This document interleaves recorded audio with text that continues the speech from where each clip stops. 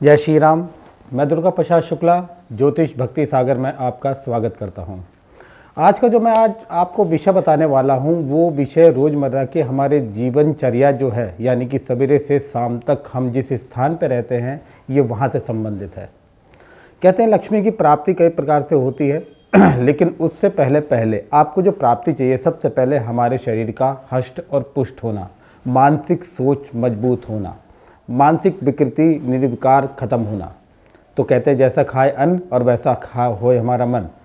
तो खाने से जो हमारे शरीर में विचार बनते हैं, एनर्जी बनती है, सोर्स बनती है, उसका माध्यम है आपके घर की कुछ ऐसी चीज़ें जो चार्ज भाग ये ऐसे काम हैं। मेन चीज़ तो आपके सबसे पहले आपकी जो किचन है उसमें माता अन्नपूर्णा का वास होता है। कहते हैं देवी देवताओं की पूजा करते हैं, हम किसी को मानते भी हैं, चाहे हम देवी भक्त हों, हनुमान भक्त हो, राम भक्त हो, श्री कृष्ण भक्त हो, जो भी हो देवी जो हम पूजा करते हैं, अर्चना करते हैं, तो वो हम उनको एक विशेष स्थान देते हैं, उनको एक अलग जगह देते हैं, साफ़ सुथरा रखते हैं। तो उसी प्रकार कहते हैं कि जो भरण पोषण करने की जो सबसे पहली जगह है, जीवन संचालन जहाँ से होता है, यानी कि फूड डिपार्टमेंट, अगर वो ना मिले तो आदमी चल ही नहीं सकता। 24 घंटे से ज़्यादा उसकी बैटरी चार्ज नहीं रह सकती, कितनी कोशिश कर ले, उसके बाद तो उसे खाना चाहिए। तो आज मैं जो एक गुण विषय बताने वाला हूँ, आपको कुछ जो बताने वाला हूँ, आप रोज़मर्रा के जीवनचर्या में भी आपके घटित भी होता है।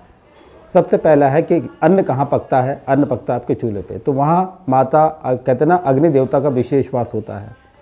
तो कहते हैं अग्नि जैसी प्रचंड होगी, जैसा ही वो पकाएगी वैसा ही है। चाहे एक अग्नि ही, मैंने कहा कई प्रकार से कई जगह काम करती है।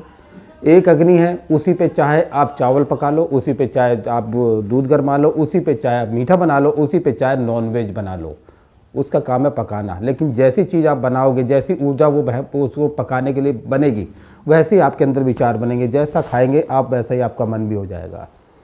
तो यहाँ पे सबसे पहले आप देखा होगा कि रात्रि काल जब आप विश्राम करते हो, किचन बंद करके सोने बैठने जाते हैं, तो सबसे पहले दो स्थान हैं, एक अग्नि का, एक जल का। अग्नि और जल मिलकर ही शरीर का संचालन करते हैं। तो वो सबसे ज़्यादा आजकल के ये है कि रात में जैसे सिंक में बर्तन ही जूठे आपने छोड़ दिए, उससे माता अन्नपूर्णा का अपमान किया जाता है। एक तरह से हम अपमान कर रहे हैं, उनका अपमान कर रहे हैं जो हमारे शरीर का संचालन कर रहे हैं। हम पूजा में तो बड़ा भाव विचार रखते हैं, लेकिन वहाँ नहीं रखते।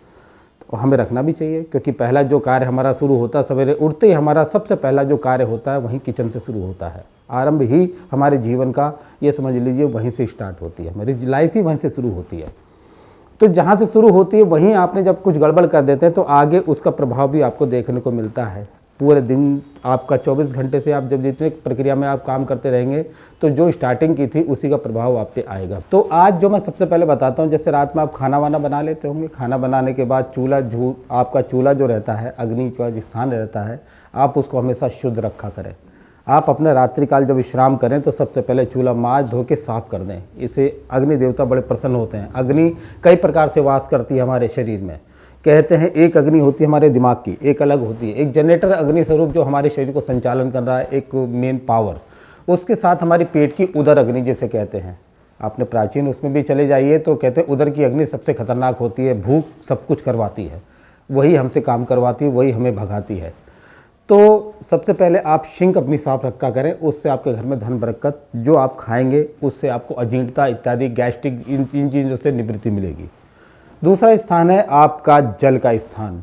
कहते हैं कि जल, कहते हैं सब कुछ मिल जाए। अगर आपको प्यास लगी हो और आपके सामने दूध रख दें, जूस रख दें, कोई अच्छा लिक्विड रख दें, लेकिन आपकी प्यास जो बुझेगी वो पानी से ही बुझेगी, कितना भी प्रयास कर लें आप।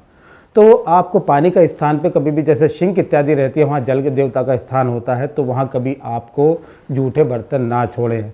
एक अपना चूल्हा, एक अपनी सिंक, जहाँ दो स्थान हैं वो साफ़ रखें। आपके घर में ऑटोमेटिक वातावरण चेंज हो जाएगा। जैसे कहते हैं हम खाते हैं वैसे ही होता है। तीसरे चरण में सबसे काल है कि रात्रि काल कभी आदमी को वस्त्र इत्यादि, कोई भी मल इत्यादि के वस्त्र इत्यादि भिगो के रखते हैं, रात में कपड़े ना धोएं। रात में कपड़े धोने से जैसे ही गंदगी के साथ जल गिरता है, बहता चला जाता है, वैसे हमारा धन और बरकत भी, हम कमाएंगे जरूर, ठीक भी रहेंगे, लेकिन पैसा नहीं रहेगा हमारे पास, वो जल की तरह। ये एक दोष होता है, जल दोष, जिसे कि रात्रि काल गंगा जी भी विश्राम कर लेती हैं। तो हर आपको विश्राम दे देना चाहिए इन चीज़ों का। तीसरे चरण में जो मैं चौथा उपाय बता रहा हूँ आपको, उसमें सबसे पहला है कि रात्रि काल में आप नाखून न काटें। कहते हैं कि रात्रि काल लक्ष्मी का वास चलता है। गोधली बेला जब दोनों समय मिलती है तो गोधली बेला लक्ष्मी का वास शुरू होता है। उस समय से रात्रि काल तक लक्ष्मी का ही वास रहता है। तो उस लक्ष्मी वास का काल में आप उनको प्रसन्न करने के लिए, आप अगर उनको प्रसन्नता चाहते हैं तो आप कभी नाखून ना काटें। नाखून इत्यादि काटने के बाद हमारी, वैसे भी कहते हैं कि रात्रिकाल नाखून काटने के बाद हमारी मानसिक जो मेंटेलिटी है वो चेंज हो जाएगी, ऑटोमेटिक ही है। आप दिन में कोई काम करते हैं जो दिन के हैं, और रात के जो काम है वो रात में करें। तो दोनों जगह निर्धारित है, सूर्य और चंद्रमा निर्धारित करते हैं। तो ये 4 काम मैंने जो आपको बताए हैं, ये आप अपने जीवन में पालन करें। आप स्वयं देखेंगे कि हमारे घर में सुख शांति है, व्याप्त है, हम शरीर से भी ठीक हैं, मानसिक विकृति बहुत अच्छी है। और वैसे भी अगर आप कुंडली के हिसाब से अगर आधार पे काम करेंगे तो चंद्र मंगल कई ग्रहों का तोड़ आप स्वयं ही कर लेते हैं ये काम करने से। अगर कोई सुझाव या आपको कोई और जानकारी चाहिए हो तो मेरे इस नंबर पे आप मुझे संपर्क करें। जय श्री राम।